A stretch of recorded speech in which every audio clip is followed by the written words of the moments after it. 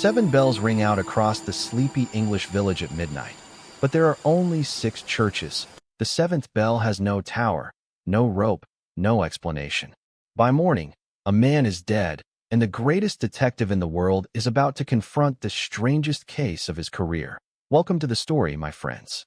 Grab a cup of tea, settle into your favorite chair, and let's unravel the impossible together.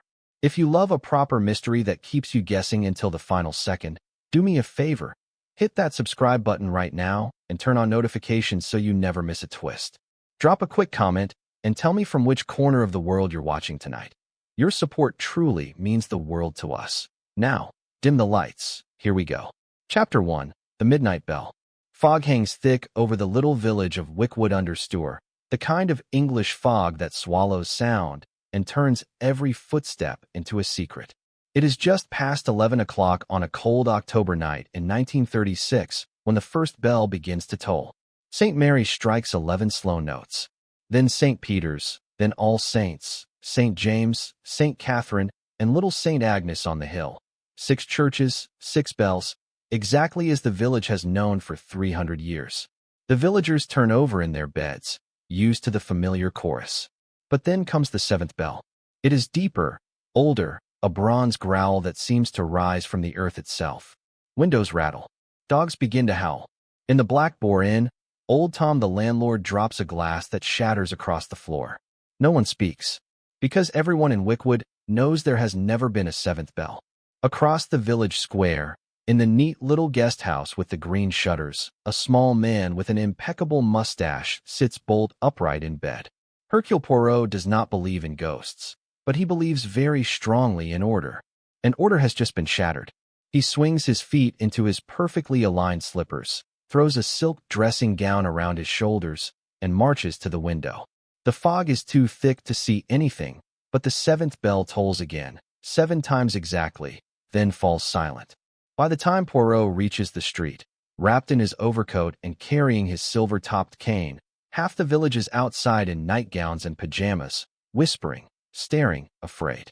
The local constable, a red-faced young man named Wilkins, is already blowing his whistle and trying to look important.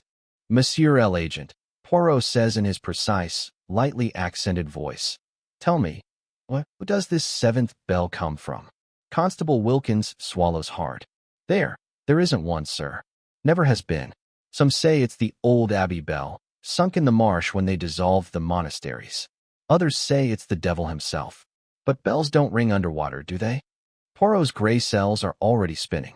No, they do not. Yet we heard it. Therefore, someone wishes us to hear it. A bell that does not exist is rung by a hand that very much does. Before anyone can answer, a scream slices through the fog. It comes from the grand house at the end of Church Lane, Greystone Manor, home of the wealthy and deeply unpopular Sir Humphrey Garrett. Doors bang open. People run. Poirot runs with them, surprisingly fast for such a small, neat man. They find Sir Humphrey in his study, slumped across his desk. A single silver letter opener protrudes from his neck. His eyes are wide, his mouth open in a silent scream. On the blotter in front of him, written in fresh red ink, are 7 tiny bell symbols drawn in a perfect row. The local doctor, summoned in haste, pronounces death instantaneous, sometime between 11:30 and midnight, which means Sir Humphrey died while that impossible 7th bell was still ringing. Inspector Japp from Scotland Yard arrives by the first morning train, grumbling about country superstitions and looking relieved to see his old friend. "Poirot, you old fox, what brings you to this damp little hole?" "My friend, I was taking the cure for my rheumatism at the spa in Leamington when I received a most curious letter. Anonymous. Typed. It said only this: 'Come to Wickwood-under-Stour before the 7th bell rings, or a man will die.' Naturally, I came at once. Alas, I arrived 3 hours too late." Japp stares. "You mean someone knew this was going to happen?" "Someone arranged it," Poirot corrects gently. "And they wished Hercule Poirot to witness their cleverness. A challenge, mon ami. One does not refuse such an invitation." The inspector scratches his head. "Well, the suspects are easy enough. Sir Humphrey was hated by half the county. Debts everywhere, treated people like dirt. The household is small. Lady Garrett, second wife, 30 years younger, says she was asleep. Charles Garrett, The nephew, next in line for the title and the money, claims he was walking the grounds. Miss Felicity Dane, the secretary, pretty girl, says she was typing letters in her room, and the butler, Grimshaw, an old family retainer, swears he locked up at 11 and heard nothing until the screaming. Poirot twirls his mustache thoughtfully. 4 suspects. 1 impossible bell. 7 little drawings on a blotter. And a murder timed to the very minute the village heard a sound that cannot exist. He walks to the window of the study. Outside, the fog is finally lifting, revealing the 6 church towers standing silent and innocent against the pale sky. Somewhere out there, hidden, is a 7th bell, and the mind is clever enough to make the impossible real. Poirot smiles, a small, dangerous smile. Let the game begin. Chapter 2. The House That Hated Its Master. Greystone Manor looks like a house that has been angry for 100 years. Dark stone, narrow windows, ivy that seems to choke rather than decorate. Even in daylight, it feels as though the building is watching you, waiting for you to make a mistake. Hercule Poirot walks through the front door at 10 o'clock sharp, hat in hand, shoes shining like black mirrors. Inspector Japp stomps behind him, muttering about drafts and dry rot. The entrance hall is grand but tired.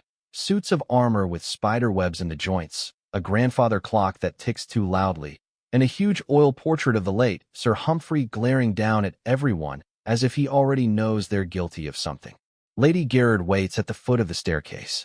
She is pale, beautiful in a cold way, dressed in black that fits too perfectly for someone whose husband died only 10 hours ago. Her eyes are red, but dry. Monsieur Poirot, she says in a voice like cut glass, I have heard of you. They say you are clever. I hope you are also quick. I cannot bear this house a day longer than necessary. Poirot bows. Madam, the feelings of a house are often the feelings of those who live in it. Tell me, did your husband have enemies? A small, bitter laugh escapes her. Only everyone he ever met. Japp coughs and opens his notebook. Poirot ignores him and keeps his eyes on the widow. Begin with the worst of them, he says softly. Lady Gerard does not hesitate. Start with his nephew Charles. Sir Humphrey changed his will 3 weeks ago and cut Charles out completely. Charles knew it. He was drunk in the library last night screaming that he would dance on his uncle's grave. Then there is Miss Dane, the little secretary. My husband was not discreet. She thought she would be the next Lady Gerard. She learned differently yesterday afternoon. And Grimshaw, the butler, 20 years of service, and yesterday Sir Humphrey sacked him without a penny or a reference. Announcement to be made this morning. Pick any of them, monsieur. They all had a reason. Poirot nods slowly. And you, madam? What reason did Sir Humphrey have to fear his wife? For the first time her mask slips. Fear, real fear, flickers across her face. Then it is gone. I was in my bedroom all night, she says. My maid will confirm it. We shall speak to the maid. Poirot replies pleasantly. They move to the library next. Heavy red curtains still half drawn, the smell of brandy and cigar smoke hanging in the air. Charles Gerard is there, leaning against the fireplace, a tumbler of whiskey already in his hand though it is barely past 10. He is 28, good-looking in a weak way, with the trembling mouth of a man who has cried and cried again. So the famous Poirot, he sneers. Come to lock up the murderer, have you? Well, it wasn't me. I hated the old devil, yes. I wished him dead 1,000 times. But I didn't stick a letter opener in his neck. Poirot studies him the way a scientist studies an interesting beetle. Monsieur, where exactly were you when the 7th bell rang? Walking, Charles says too quickly. Outside. Needed air. Heard the churches strike, then that damned 7th one. I froze my blood. I don't mind telling you. Alone. Completely. Poirot makes a small sympathetic noise and changes the subject. Your uncle altered his will. You lose everything. That is a powerful motive. Charles laughs, a cracked sound. I lost a house I never wanted and debts I can't pay. The estate is bankrupt, Monsieur Poirot. Uncle spent the last penny on gambling and actresses. There is nothing left to inherit except shame. Killing him achieved exactly nothing. He drains the whiskey in one swallow and reaches for the decanter again. Next comes Miss Felicity Dane, the secretary. She is in the morning room, sitting very straight, hands folded in her lap, like a schoolgirl. She is pretty in the English rose way. Fair hair, frightened blue eyes, a mouth that trembles when she speaks. I loved him, she says before anyone asks. I know how that sounds. He was cruel and old and married, but I loved him anyway. Yesterday, he told me it was finished. He laughed at me, said I was a fool and that he was reconciling with his wife. I cried all evening, but I did not kill him. Poirot's voice is gentle. Mademoiselle, what did you do after the household retired? I typed letters until 11:30. Then I heard the bells, all 7, and I ran to the window. I saw Charles on the terrace, walking up and down.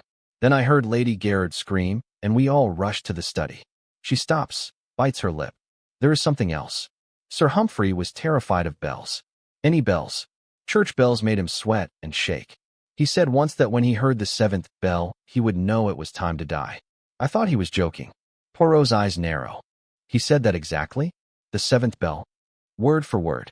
Finally, they find Grimshaw the butler in the pantry, polishing silver with slow, furious strokes.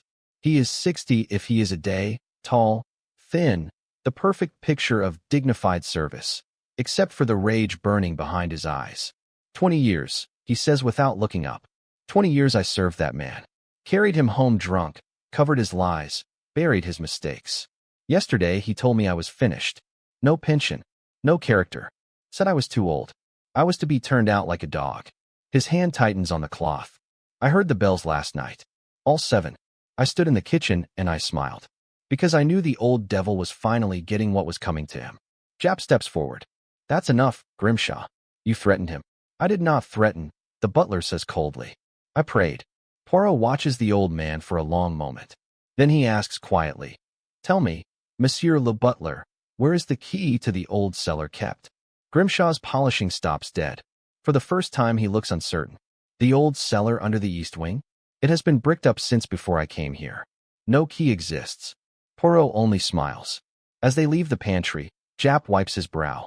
For people who wanted him dead, every one of them lying about something, and a bell that can't possibly have rung. I'm out of my depth, Poirot. Poirot taps his temple with one finger. Then let us go deeper, my friend. Much deeper, because somewhere in this house, or beneath it, is a bell that was never meant to ring again until last night. He glances toward the staircase that leads down into the darkness of the disused east wing. Somewhere below, very faintly, the air seems to hum, as though a bronze throat is still remembering the sound it made. Chapter 3. The Legend Beneath the Stones. Poirot stands at the top of the narrow servants' staircase that leads to the east wing, his small hand resting on the dusty banister like a general surveying a battlefield. Behind him, Inspector Japp huffs and puffs, carrying 2 electric torches and muttering that no sane man goes poking about in cellars when there's a perfectly good murder upstairs. Poirot pays no attention. His eyes glitter with the particular light that appears only when the gray cells are dancing. He has smelled a secret older than the house itself, older than Sir Humphrey's cruelty, older than the 6 innocent churches that ring every Sunday. The 7th bell did not come from the sky. It came from under the ground, and Poirot intends to greet it personally. They descend. The air turns colder with every step, thick with the smell of wet stone and centuries of silence. At the bottom, a brick wall confronts them, solid, unquestionable, laid in the reign of Queen and in never breached since. Grimshaw was right. No door, no key, no way through. Yet Poirot runs his gloved fingers across the mortar as tenderly as a lover, tapping here, listening there. Near the floor he finds it. A single brick slightly proud, the lime around it fresher than the rest. He presses. Nothing. He presses again, harder, and this time leans his whole neat weight against the wall. With a groan of old iron hinges hidden behind the brickwork, a section swings inward just wide enough for a man to slip through sideways. Japp's torch beam falls on a flight of stone steps spiraling down into blackness. Poirot's smile is small, triumphant, and a little wicked. After you, mon ami, he whispers. Japp swears under his breath and follows. 20 steps lower, the staircase ends in a vaulted chamber that once belonged to Wickwood Abbey, dissolved by Henry VIII 400 years ago. The dissolution was not gentle here. You can still see the blackened scars where the monk's library was put to the torch. In the center of the chamber, suspended from ancient oak beams by chains green with age, hangs the 7th bell.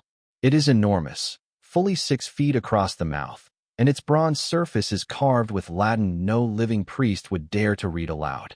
Around the rim, 7 small silver clappers hang motionless, yet every man in the room feels the echo of last night still throbbing in his teeth. Poirot walks beneath it slowly, head tilted back, like a child staring up at the stars. Magnifique, he breathes. Beautiful, terrible, and perfectly preserved. The monks hid their treasure when the king's men came, and the Gerard family built their house on top of the grave. For 3 centuries the bell slept. Last night someone woke it. Japp circles the bell warily, as though it might bite. But how, Poirot? We're 30 feet underground. The sound last night shook the whole village. Bronze doesn't carry that far through earth and stone.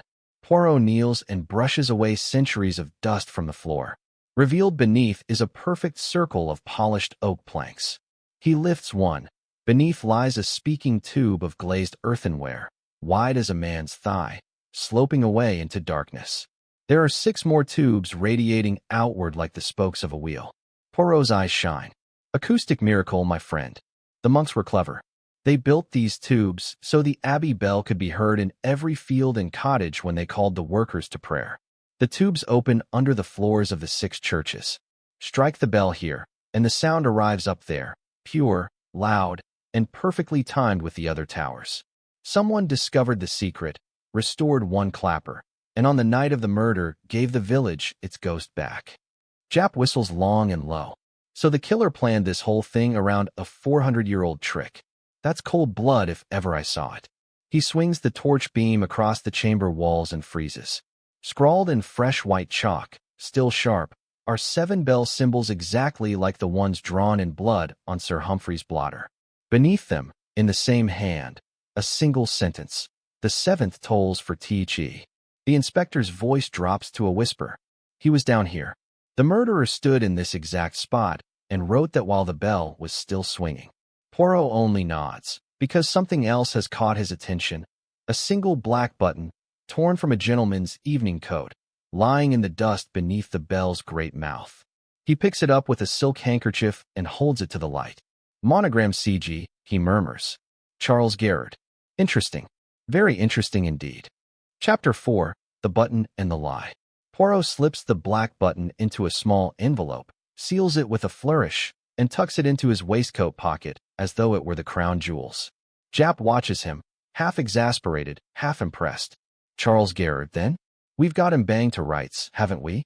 Button torn off in the struggle to ring the bell. Chalk message, the whole theatrical show. Motive as long as your arm. Case closed before lunch. Poirot raises one finger, the way a music teacher silences an overeager pupil. Non mon ami. A button is a fact. A fact is not a proof. It is merely a small, naughty child that points and says, look there. We must follow. Yes, but we must not believe everything it shouts. He turns on his heel and starts back up the spiral stairs. Come. Young Monsieur Gerard has some explaining to do. They find Charles in the billiard room, lining up a shot with shaking hands. The cue ball misses by a mile and thuds into the cushion. When Poirot holds out the envelope and lets the button roll onto the green baize, Charles turns the color of old parchment. Where did you find that? He whispers. In the place where the 7th bell lives, Poirot answers softly. You told us you were walking outside, alone, when the bell rang. Yet here is proof you went far beneath the house, into a chamber no living soul admits to knowing. Explain, monsieur. And this time, the truth. Charles sinks onto the leather bench as though his legs have been cut away. For a long minute, the only sound is the ticking of the billiard room clock. Then the words tumble out. I did go down there, he says. 3 weeks ago, Uncle Humphrey was drunk, boasting about some great secret under the house that would make him richer than Croesus. He showed me the brick that moves, made me swear never to tell. He was planning to sell the bell to a collector in America for £50,000. Said it would clear every debt and leave heaps besides. That was the night he told me he was cutting me out of the will entirely. Greystone will be saved, but not for you, boy. Charles lights a cigarette with fingers that will not stop trembling. Last night, after he humiliated Felicity and sacked Grimshaw, I was half mad. I went back down to the cellar to see if the bell really existed. I found it, touched it, read Latin, and felt a complete fool for believing his stories. I must have caught my coat on one of the chains. I heard the churches strike 12, then I ran upstairs like a scared child. I swear on my mother's grave I never touched the clapper. When the seventh bell rang, I was already on the terrace, shaking with terror. Jap snorts. Convenient. And I suppose the chalk message wrote itself? I don't know anything about chalk. Charles almost shouts. Someone else knows about the cellar. Someone who wanted you to find that button and think exactly what you're thinking now. Poirot regards the young man for a long time. The despair is real. The tears that suddenly spilled down the weak, handsome face are real. But so is the button. Very well, Poirot says at last. We shall see. But understand this. If you lie to Hercule Poirot again, I will tie you into a knot so tight, even your tailor will never get you out. Charles manages a watery smile at that, then buries his face in his hands. Upstairs, Poirot requests that every member of the household assemble in the drawing room. Lady Garrett arrives first, composed and glacial. Felicity follows, eyes red but chin high. Grimshaw brings the coffee tray with the rigid dignity of a soldier on parade. When they are all seated, Poirot stands in front of the fireplace like a small, impeccable general. Mesdames et messieurs, he begins. The seventh bell has rung. A man is dead, and someone in this room knows far more than they admit. I am now going to ask a simple question, and I will know if you lie. Who, besides Sir Humphrey and his nephew, has been inside the secret chamber beneath this house? Dead silence.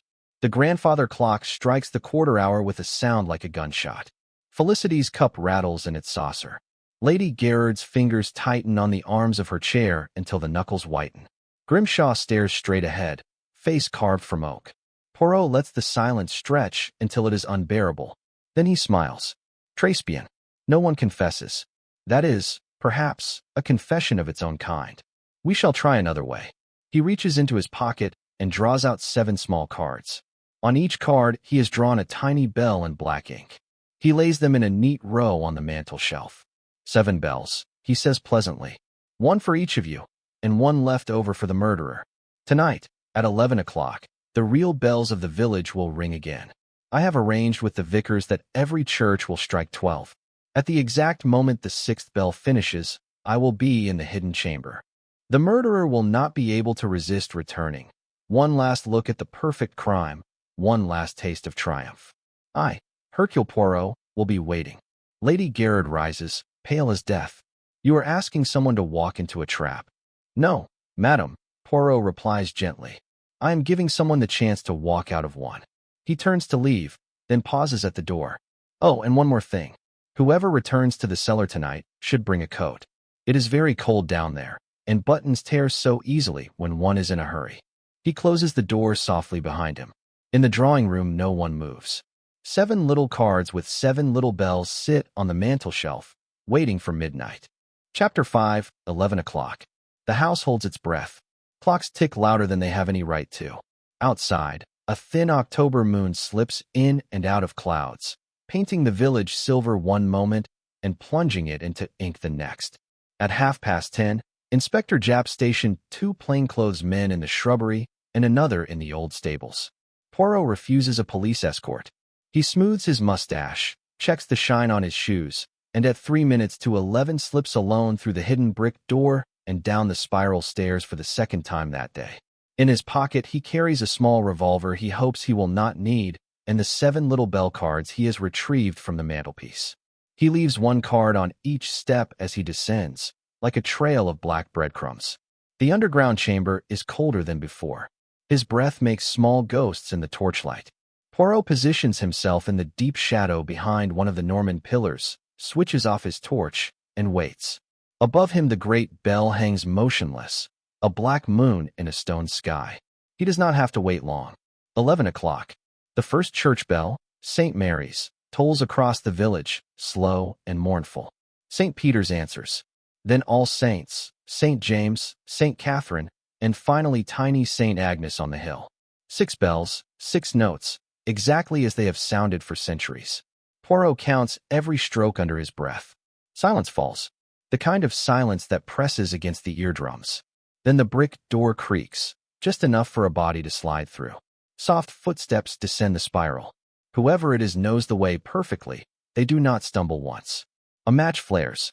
In its trembling light, Poirot sees a gloved hand pick up one of his cards, turn it over, hesitate, then move on. Another match, another card. The figure is wrapped in a dark cloak, face hidden beneath a soft hat, pulled low. They reach the bottom step, strike a third match, and light a candle stub taken from a pocket. By its small, steady flame, they walk straight to the bell. The candle is placed on the floor. Both gloved hands reach for the nearest clapper, the same clapper that rang murder the night before. Poirot steps from the shadow. Bonsoir, he says politely. It is a little late for music, n'est-ce pas? The figure spins around. The candle topples, rolls, nearly goes out. In the jumping light, Poirot sees the face at last. Felicity Dane. For a moment, the pretty secretary looks no older than a terrified child. Then her expression hardens into something fierce and desperate. You should not have come down here alone, Monsieur Poirot. She snatches at something inside the cloak. Poirot raises the revolver with regret. Please, mademoiselle. I have already removed the firing pin from every clapper. Your bell will never ring again. Put the knife away. It is finished. Felicity's hand freezes halfway out of the cloak. The small blade glints once, then falls from numb fingers and clatters on the stone. She sinks to her knees among the scattered bell cards. It was supposed to be perfect, she whispers. Perfect. Poirot holsters the revolver and kneels beside her. Careful, precise, almost tender. Tell me, petite. From the beginning. Hercule Poirot is listening. Her voice is small, steady, and terrible.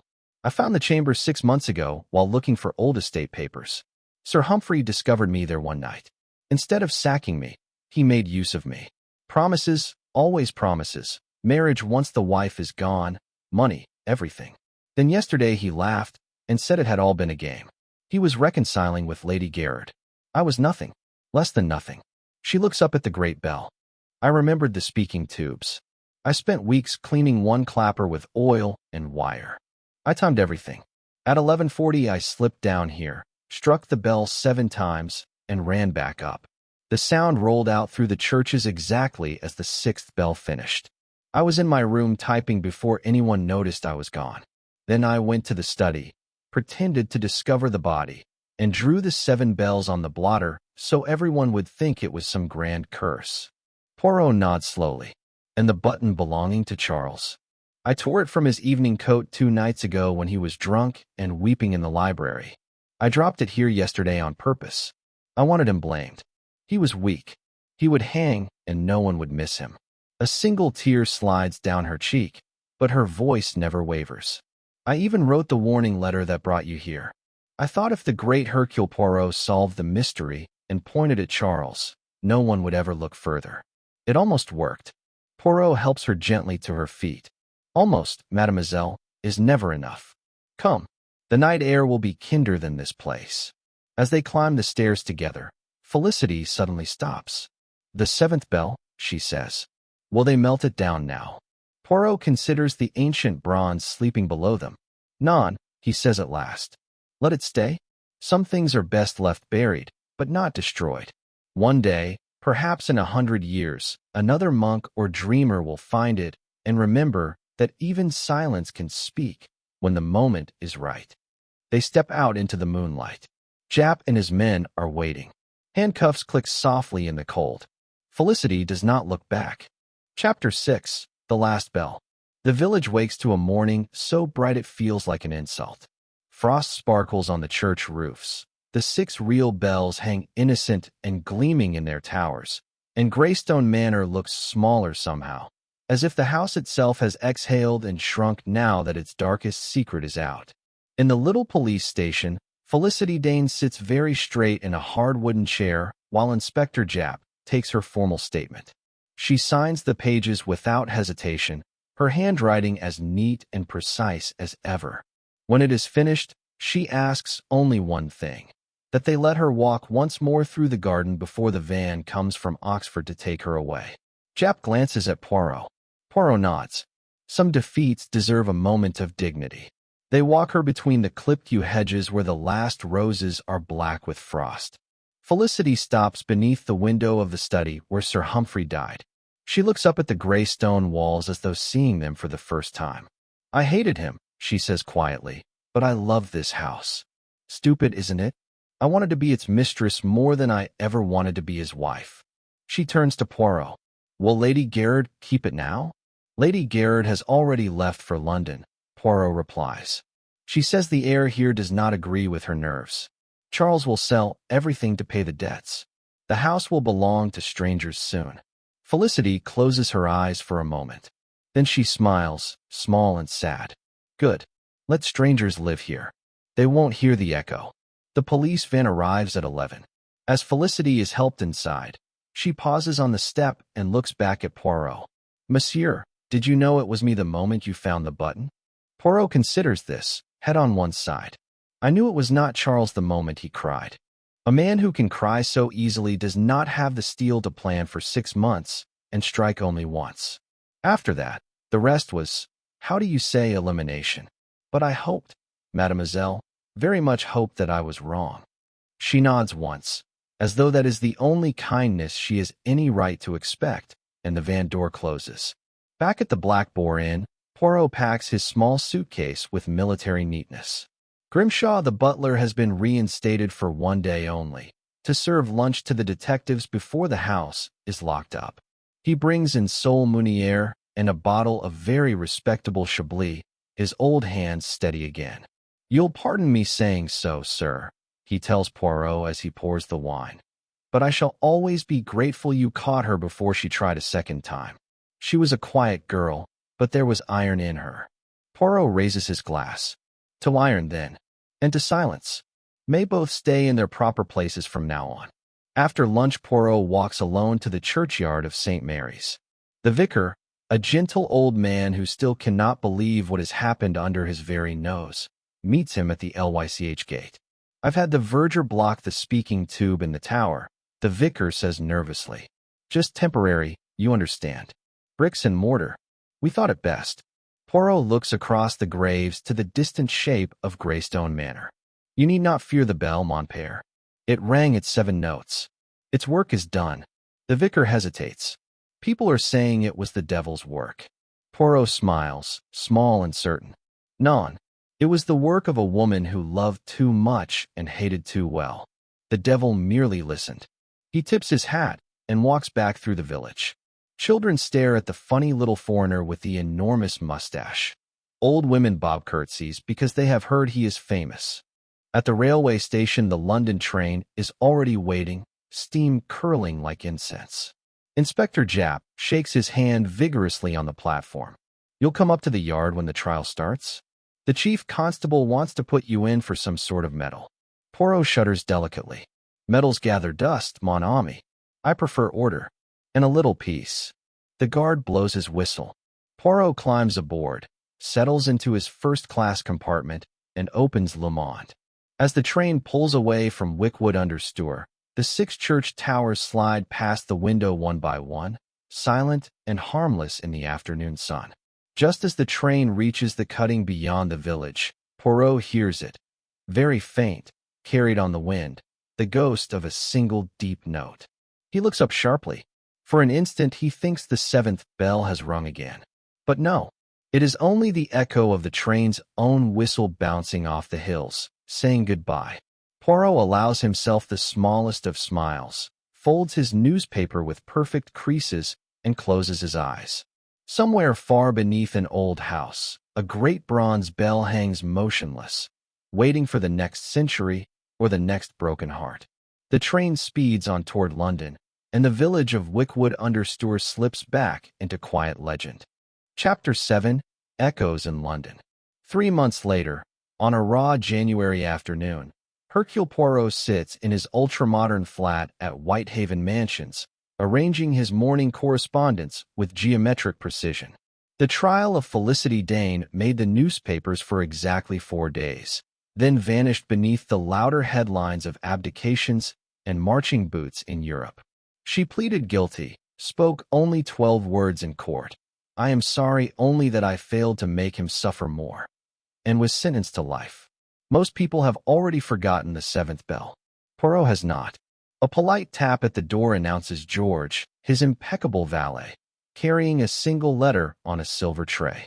The envelope is heavy cream paper, the address typed in the same anonymous machine that once summoned Poirot to Wickwood-under-Stour. No stamp. Hand-delivered. Poirot's eyebrows ascend like theater curtains. Inside is one sheet, and on it 7 tiny bells drawn in black ink, exactly as they appeared on Sir Humphrey's blotter. Beneath them, a single line. The 7th bell rings again tonight. This time for you. Poirot's first reaction is irritation. No one threatens Hercule Poirot with cheap melodrama. His second reaction is curiosity, because the ink smells faintly of the same ecclesiastical candle wax he remembers from the underground chamber. He rings Scotland Yard. Japp is out, but Chief Inspector Moss takes the call and listens without interrupting, which Poirot finds ominous.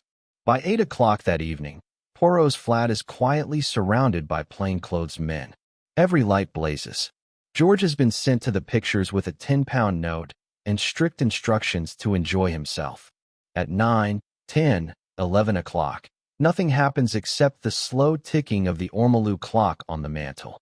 At 11:45, Poirot stands alone by the window, looking down on the dark river. Big Ben begins to strike 12, solemn and perfect across London. 1, 2, 3. On the 7th stroke, the telephone rings. Poirot lifts the receiver. A woman's voice, soft, familiar, impossible. You thought one bell was the end of it, Monsieur Poirot. Listen carefully. From the earpiece comes the deep, unmistakable toll of bronze. Once, twice, 7 times. Exactly the same note that froze an entire village. The sound is so clear that the crystal decanters on the sideboard tremble in sympathy. Poirot's knuckles whiten on the receiver. Mademoiselle Dane, he says calmly. You are supposed to be in Holloway Prison. A low laugh, almost tender. Prisons are built by men, messieurs. Men can be bought, moved, persuaded. You taught me how perfect a plan must be. I simply made a better one. The line goes dead. Poirot stands motionless for perhaps 5 seconds. Then he moves with astonishing speed, snatching hat, coat, cane, shouting for the police in the corridor. Detective Sergeant Barlow almost collides with him. She's out, Poirot snaps. Felicity Dane has escaped. The bell we heard was a recording, yes, but the threat is real. She is coming here tonight. Barlow reaches for his whistle, but Poirot stops him. Non. Too many policemen will frighten her away. She wants only me. Let her come. He dismisses every officer except Barlow, posts the sergeant in the kitchen with orders to remain silent, and returns to his armchair as though settling down for a quiet brandy. The lights are lowered to a single lamp. The clock ticks toward 12:30. At 12:42, the front door lock clicks with delicate precision. The door opens and closes without a sound. Soft footsteps cross the parquet. Felicity Dane steps into the circle of lamplight. She is thinner, prison pale, dressed in severe black, hair cut short like a boy's. In her right hand is a small service revolver. In her left, a silver dinner bell no larger than a teacup, the kind used to summon servants in great houses. Bonsoir, Monsieur Poirot, she says, almost shyly. I promised you 7 bells. The first 6 were for Sir Humphrey.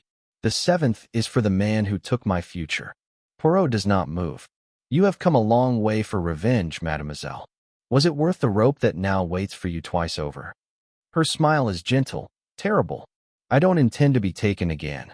She raises the tiny silver bell and rings it, 7 sharp, tinkling notes that sound absurdly cheerful in the quiet room.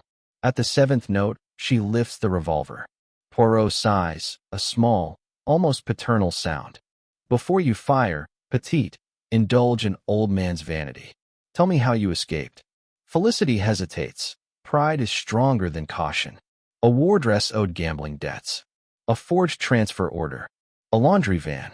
Childishly simple, really. You would have been disappointed in me if it had been harder. Poirot nods approvingly. And the recording of the bell. Wax cylinders, cut in the prison workshop. Posted to a friend. Telephoned from a call box in Baker Street. I have learned from the best. Indeed you have, Poirot says softly. From the kitchen doorway, Sergeant Barlow steps forward, revolver leveled. Drop it, miss. Now. Felicity's eyes flicker. Surprise, then something close to relief. She lets the little silver bell fall. It rings once more as it hits the carpet, a small, lost sound. As the handcuffs close a second time, She looks at Poirot almost wonderingly. You knew I would come. I counted on it, Poirot replies.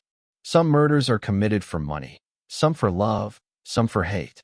Yours, mademoiselle, was for applause. You needed the greatest detective in the world to be your final audience. I merely provided the stage. Felicity lowers her head. For the first time since he met her, she begins to cry. Quiet, hopeless tears that belong to a girl and not a murderer. Poirot watches her lead away. When the door closes, he picks up the tiny silver bell, weighs it in his palm, and places it carefully in a drawer beside a black coat button and 7 small cards painted with ink bells. Outside, London sleeps under a light fall of January snow. Somewhere far beneath an abandoned house in an English village, a great bronze bell keeps its ancient silence.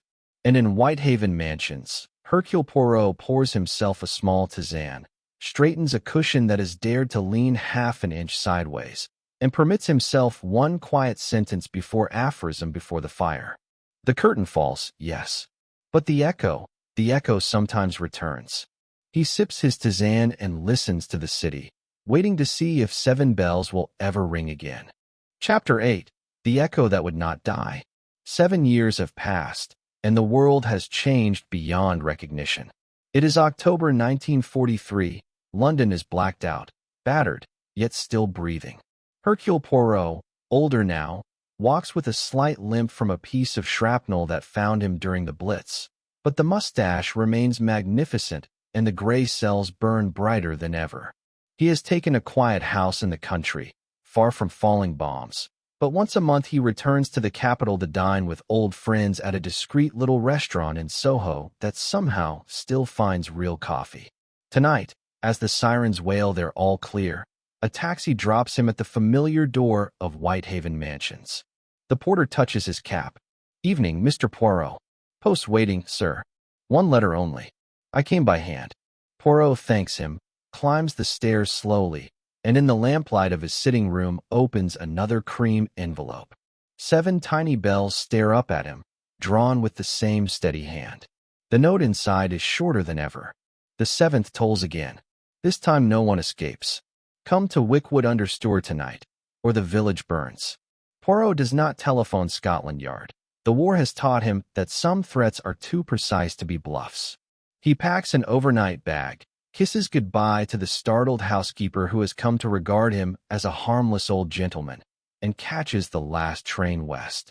In the rattling carriage he sits alone, revolver cleaned and loaded, the 7-bell card turning over and over between his gloved fingers. He knows Felicity Dane cannot have written it. She was hanged in December 1936, quietly, without fuss, while the world looked the other way. Yet the hand is identical, the candle wax scent identical, the madness identical. Someone has inherited her obsession. The train reaches the little station at 2 in the morning.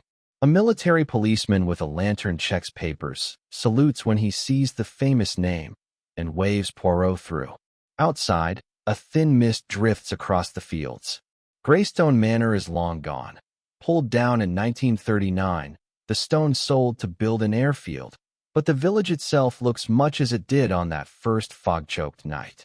The 6 churches stand silent under the blackout. Poirot walks the lane alone, cane tapping, breath white in the cold. At the place where the manor gates once hung, a single army lorry is parked, engine idling.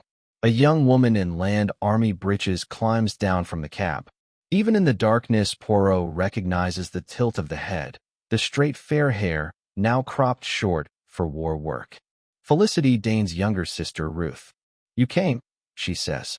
Her voice is steady, but her hands shake on the steering wheel. I hoped you would. I didn't want to do this, but they gave me no choice. Poirot keeps one hand in his overcoat pocket, fingers near the revolver. Who are they, mademoiselle? Ruth opens the lorry's canvas flap. Inside sit 3 frightened children, village evacuees, and 1 terrified elderly man. Grimshaw, the former butler, gray and stooped but still recognizable. Their mouths are gagged, their wrists tied with binder twine. A 4th figure, a thin youth in the uniform of the Home Guard, stands over them with a Sten gun. He cannot be more than 18, and his eyes are wild. German spies landed by parachute last week, Ruth says bitterly. They needed a hiding place. They found the old cellar. Someone had left your brick loose, Monsieur Poirot. They discovered the bell, the speaking tubes, everything. They told me to bring you here tonight, or the children die at dawn. They want the great detective as a hostage. They think London will pay. Poirot studies the boy with the gun. And you, mon brave? You believe these children must die for a lost war. The boy's voice cracks. They shot my sergeant. They said England is finished. I don't know what to believe anymore. Ruth steps closer, eyes pleading. I drew the bells exactly like Felicity taught me when we were girls. I used the prison candle she kept hidden. I thought if anyone could save them, it would be you. Poirot's mind races, measuring distances, possibilities, the exact weight of 7 years of regret. Then he smiles, small and terrible, and lifts his cane. The silver head unscrews with a soft click, revealing a narrow steel blade no longer than a finger. Drive, mademoiselle, he says quietly. Take us to the bell. Tonight we give the 7th its final performance.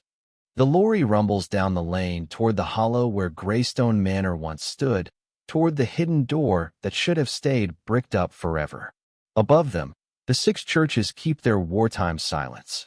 Somewhere beneath the frost-hard earth, bronze weights that have already been killed once and been given a second chance. Poirot sits beside Ruth Dane, eyes bright in the darkness, and for the first time in 7 years he feels absolutely alive. The echo, he realizes, was never the bell. The echo was the story, and stories, like curses, sometimes refuse to die until someone dares to ring them one last time. Chapter 9. The night the 7th bell rang for the last time. The lorry lurches to a halt on the waste ground where Greystone Manor once stood. Nothing remains of the house except a few jagged stumps of wall and a crater filled with nettles and rusting iron. The moon is a thin blade overhead. The blackout has turned the entire countryside into a place where shapes lose their edges. Ruth kills the engine. Silence rushes in like floodwater. From the back of the lorry comes the muffled whimper of one of the children. Poirot climbs down stiffly, cane in one hand, the unsheathed sword stick in the other. The home guard boy, his name tape reads P.T. Ellis, jumps after him, Sten gun jerking nervously. Down the hole. Quick, he hisses. They're waiting. A tarpaulin has been dragged aside, revealing the old brick opening Poirot himself discovered in 1936. The passage beyond is lit by the blue-white glare of army torches. 2 men stand at the bottom of the spiral stairs. One in the field gray of a Fallschirmjäger major, the other a thin civilian in a dark overcoat, both armed. The German officer's English is perfect, clipped, amused. Herr Poirot, a pleasure. Your reputation has even reached Berlin. Please descend slowly. Any sudden movement, and the children will regret it. Poirot obeys, moving with the deliberate care of a man who has faced guns before and found them less interesting than puzzles. Ruth follows, then Ellis, then the bound prisoners are handed down one by one. At the bottom, the underground chamber has been transformed.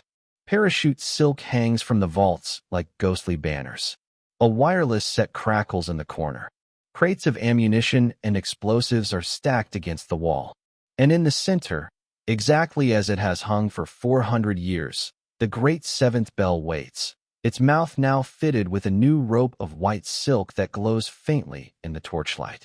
The major gestures proudly. An acoustic miracle, Ja. We discovered your little secret 2 nights ago. Tonight, at exactly 3 o'clock, every home guard post and anti-aircraft battery within 20 miles will hear this bell. They will believe it is the invasion signal. They will rush to the coast. London will be undefended for 6 vital hours while our comrades land on the East Coast. And you, Herr Poirot, will be our guarantee that no one interferes prematurely. Poirot regards the silk rope with professional interest. Ambitious, he murmurs. But you have made 3 mistakes. First, you have mistaken coincidence for destiny. Second, you have mistaken children for bargaining chips that Englishmen will abandon. And third, he glances at the great bell. You have mistaken bronze for obedience. The civilian in the dark coat steps forward. Poirot recognizes him now. Dr. Erich Keller, once a respected acoustical engineer from Vienna, now in the service of the Abwehr. Keller's eyes shine with the same fanatic light Felicity once wore. "The bell will ring," Keller says softly. "We have tested it. 7 strokes will carry perfectly through the speaking tubes. England will panic exactly as Fräulein Dane planned her little murder 7 years ago. History repeats itself, only louder." Poirot smiles, small, terrible, almost kind. "History, Docteur, is written by the living. Permit me a small demonstration." Before anyone can move, Poirot flicks his wrist. The sword stick whistles through the air and severs the white silk rope with a single clean cut. The rope falls in coils at Keller's feet. For 1 stunned second the Germans stare. Then chaos. Ruth Dane throws herself sideways, knocking the Sten gun from Ellis's trembling hands. The boy screams, whether in terror or relief no one will ever know, and dives after her. Poirot is already moving, surprisingly fast for a man past 70, driving the steel blade through the wireless set in a shower of sparks.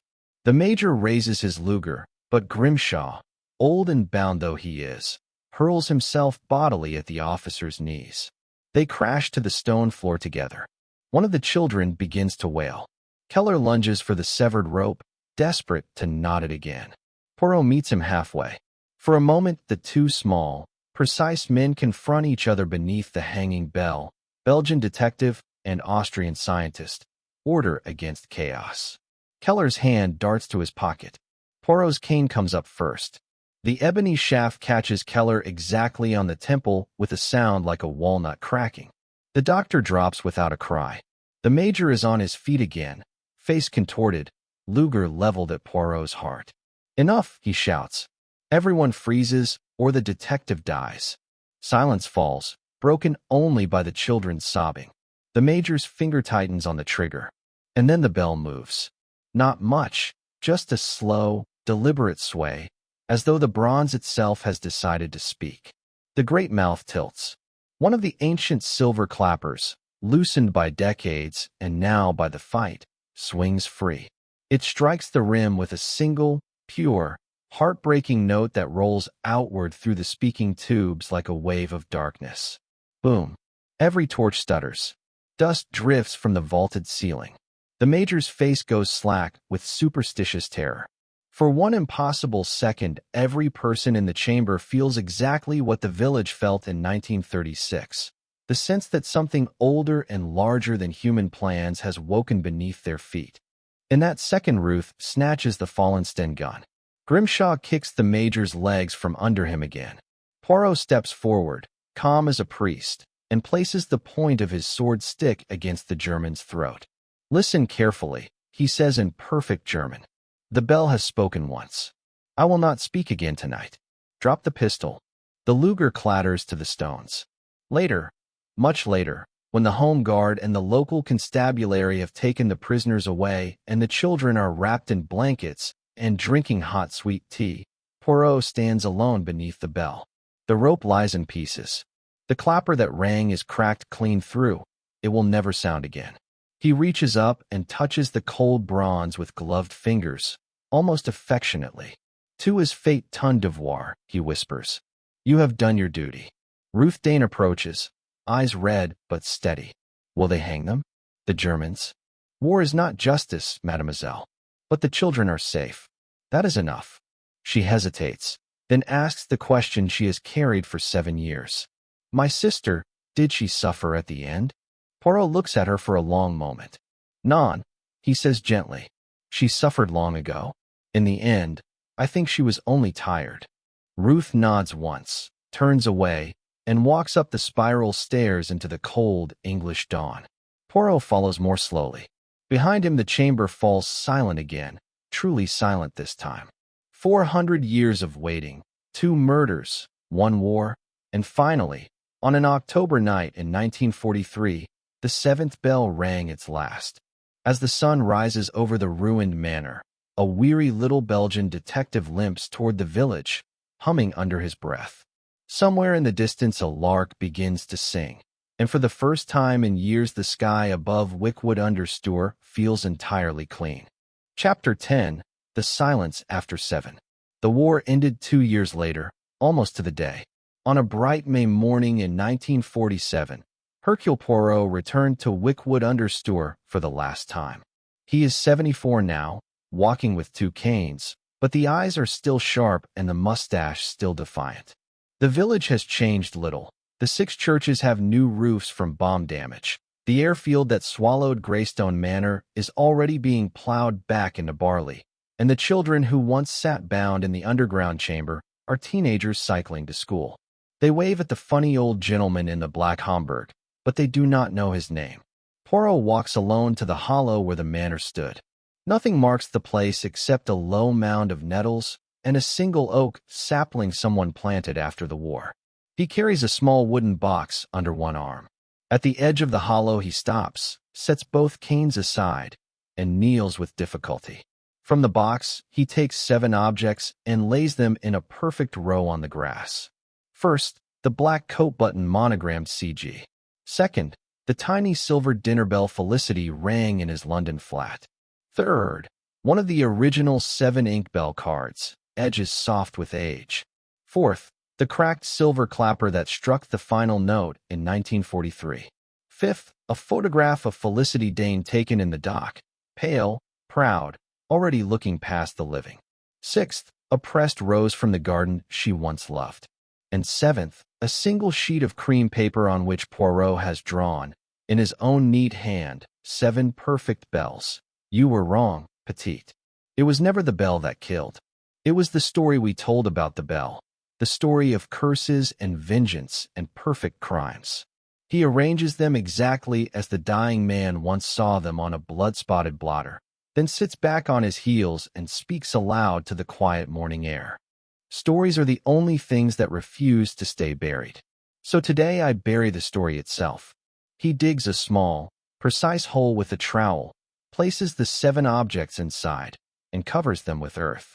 On top, he sets a flat stone he carried in his pocket all the way from London. No inscription, just the stone, and the oak sapling already stretching its first leaves above the grave of a legend. Poirot stands, brushes soil from his gloves, and looks around one last time. Ruth Dane is waiting at the edge of the field. She is married now, a schoolteacher with a toddler asleep on her shoulder. She smiles when she sees him. I knew you would come, she says. I felt it was finished. It is finished, Poirot replies. Your sister's echo has rung its 7th note and fallen silent. Go home, madam. Teach your children that some bells are better left unpulled. She kisses his cheek, an impulsive gesture that makes the old man color faintly, and walks away down the lane. Poirot watches her go, then turns toward the village. At the Lych gate of St. Mary's the vicar is waiting with a cup of tea and a plate of scones. They sit together on the bench in the churchyard, 2 old men in the spring sunshine. Will you tell the real story one day? The vicar asks quietly. Poirot sips his tea and considers. Non. The real story is too untidy for books. It has jealous lovers, escaped prisoners, German spies, a cracked clapper, and an old detective who once cut a rope with a sword stick. Better the village keeps its ghost. Ghosts, at least, stay quiet. The vicar laughs softly and does not press. That evening Poirot takes the train back to London. In his compartment, he opens his newspaper, but he does not read. Instead, he looks out at the quiet field sliding past and thinks of Bronze sleeping forever under an oak tree, of 7 small objects that will never again draw blood or start wars, of a girl who loved too fiercely and a bell that only ever wanted to be left alone. At Paddington, he steps down onto the platform, straightens his hat, and limps toward the taxi rank. A porter hurries to carry his bag. Any luggage, sir? Poirot smiles, the small, contented smile of a man who has finally put the last piece in the last puzzle. None at all, he says. Tonight, Hercule Poirot travels lighter than he has ever traveled in his life. And somewhere far behind him, in a quiet English village where 6 churches keep watch over fields of barley, the 7th bell keeps its perfect, unbreakable silence. The story is over. The echo has gone home. End of chapter 10, final chapter.